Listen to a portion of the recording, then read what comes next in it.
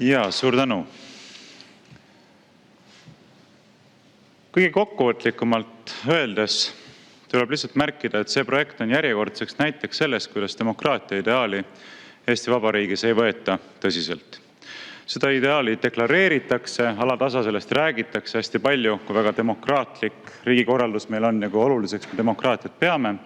Aga siis, kui tulevad konkreetsed sammud, konkreetsed ettepanekud, konkreetsed eelnõud, siis näeme, et need ei kajasta mitte seda deklareeritud ideaali ega püüa seda ellu viia. Täna siis menetletakse eelnõud, millega muudetakse Vabariigi Presidendi valimise korda. Ja põhimõtteliselt on ette nähtud kaks peamist muudatust. Kandidaatide ülesseadmise aega muudetakse mõnevõrra ja siis kehtestatakse kord, kuidas siis kandidaadid saavad ennast tutvustada, pidada väikese kõne enese tutvustamiseks. Ignoreeritakse aga täielikult elevanti toas, mis seondub presidendi valimise korraga. Ja selleks elevandiks on loomulikult tõsiasi, et kuigi Eesti Vabariik on põhiseaduse 1. paragrahvi kohaselt demokraatlik vabariik, kus kõrgeima riigivõimu kandjaks on rahvas, siis rahvas kui kõrgeim riigivõimu kandja endale ise riigipead valida ei saa. Ei ole saanud alates iseseisvuse taastamisest saati. Ja miks ei saa? Ei saa sellepärast, et rahvas võib ju valida valesti. Võib valida endale presidendiks vale inimese, mis ei ole nii-öelda süsteemi kontrolli all hoidmise vaatepunktist sugugi hea stsenaarium. Tahetakse säilitada sellist olukorda, kus parteide kokkuleppel saab panna ametisse presidendi.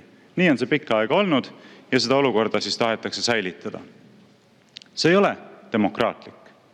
Demokraatlik oleks see, et rahvas saab endale ise valida riigipea. Veelgi enam, mitte ainult valida endale riigipea, vaid saab ka seada üles kandidaate. Piisava hulga kodanike allkirjade kogumisel saab öelda, et meie tahame seada üles sellise kandidaadi, mitte üksnes valida nende kandidaatide seast, kes on siis ette antud.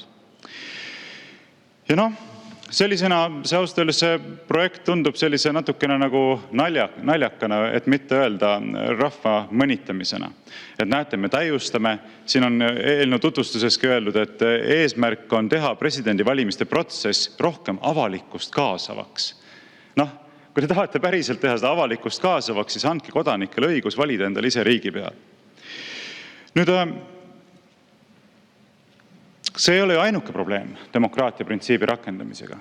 Teatavasti rahvas ei saa ka algatada referendumeid Eestis.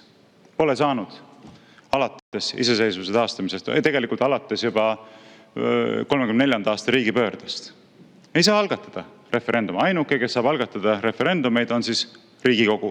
Ja Riigikogu teatavasti ei ole seda nüüd teinud juba rohkem kui 20 aastat. Varsti saab veerand sajandit täis, ühtegi korda pole peetud vajalikuks rahvale anda võimalust otsustada ise ühegi riigielu küsimuse üle. Teatavasti ei saa rahvas algatada parlamendis ka seaduseelnõusid. Ka see õigus on ära võetud, kuigi 1920. aasta ja 33. aasta põhiseadustega oli rahval see õigus. Edasi, ka Riigikogu valimiste kord on ju puudulik. Meil on see e-hääletamise süsteem, mis on läbipaistmatu ja ebausaldusväärne. Samuti on häälte ülekandmise mehhanism, mis võimaldab parlamenti pääseda paljudel inimestel, keda siia tegelikult ei ole ju rahvas reaalselt valinud. Need inimesed, kes said rohkem hääli, jäävad välja, samal ajal kui need inimesed, kes said vähem hääli, saavad sisse. Ei kajasta ju siin ka see, et rahva enamuse tahtmine teostuks. Ja samuti pole meil mehhanismi, mille kaudu kutsuda esile erakorralised valimised, mis võimaldab säilida sellisel olukorral, nagu praegu on, kus koalitsiooni erakondi nendest kodanikest, kes üleüldse omavad parteilist eelistust, vaid 14,5% toetab valitsusparteisid. 14,5%, samal ajal kui opositsioonierakondi toetab 76,9%. Meeletult väike toetus ja mitte midagi teha ei saa. Lihtsalt needsamad inimesed, needsamad seltskonnad, needsamad parteid, kes on kodaniku usalduse kaotanud, püsivad aga võimul edasi. Palun lisaaega 3 minutit. 3 minutit lisaks. Teine probleem põhiseaduse vaatepunktist on see, et paragrahvis 4 on ju deklareeritud võimude lahususe printsiip. Kuidas seal ongi öeldud? Riigikogu, Vabariigi Presidendi, Vabariigi Valitsuse ja kohtute tegevus on korraldatud võimude lahususe ja tasakaalustatuse põhimõttel. Kui oleks reaalselt soov korraldada riigisüsteem võimude lahususe põhimõttest lähtuvalt, siis just nimelt tulekski anda rahvale võimalus valida endale ise presidenti. Mitte nii, et Riigikogu seab ametisse presidendi. See ei ole ju võimude lahususe põhimõtte teostus. Lahusus on just nimelt see, et rahvas seab ametisse presidendi, rahvas seab ametisse Riigikogu. Ongi lahutatud nende võimud sedakaudu, mitte nii, et üks paneb ametisse teise. Kui tahaks seda printsiipi järgida, oleks seda väga lihtne teha. Nüüd, mis on see peamine vastuväide, mis esitatakse sellele, et peaks sisse viima presidendi otsevalimise rahva poolt? Öeldakse, et see on kohane presidentaalsele riigikorraldusele, mitte aga parlamentaarsele, nagu kolleeg Lauri Hussargi seda natuke teiste sõnadega eelnevalt osutas. Tema ei toeta presidendi otsevalimise õiguse rahvale andmist, kuna Eestis on ikkagi parlamentaarne riigikorraldus. Aga head kolleegid, see ei ole ju tegelikult veenev argument, sellepärast et kui me vaatame, kuidas meie naaberriikides on see asi korraldatud, siis me näeme, Soome ei ole presidentaalne demokraatlik riigikorraldus. Leedu ei ole presidentaalne riigikorraldus. Poola ei ole presidentaalne riigikorraldus. Kõikide nende riikide puhul on presidendi võimu piirid suhteliselt sarnased Eestile. Mõnevõrra erinevad, aga mingisugust põhimõttelist erinevust ei ole. Ometi kõikide nende puhul on peetud võimalikuks anda rahvale võimalus valida endale ise riigipea.